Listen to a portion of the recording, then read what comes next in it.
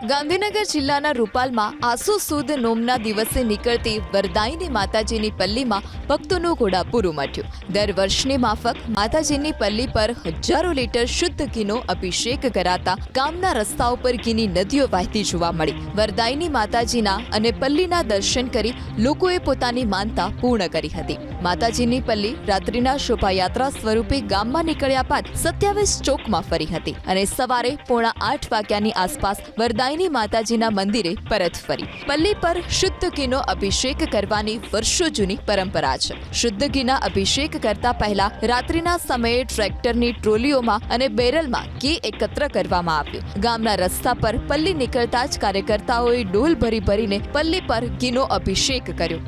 પલ્લીની પ્રથા એવી છે કે જે લોકોની માનતા પૂર્ણ થઈ હોય તે આ પલ્લીમાં ઘી ચડાવે છે। આ ઉપરાંત જન્મેલા બાળકોને પણ પલ્લીના દર્શન કરાવવા માટે અહીં લાવવામાં આવે છે। બાળકનો જન્મ થયો હોય તેમની માતાઓ પલ્લીની સ્તુતિ વંદના કરે છે તો ગામની મહિલાઓ પણ ગડુલિયા લઈને ગરબા કરે છે અને ગામના યુવાનો પલ્લીને એક ચોકમાંથી બીજે ચોકમાં લઈ જવાનું કામ કરે છે।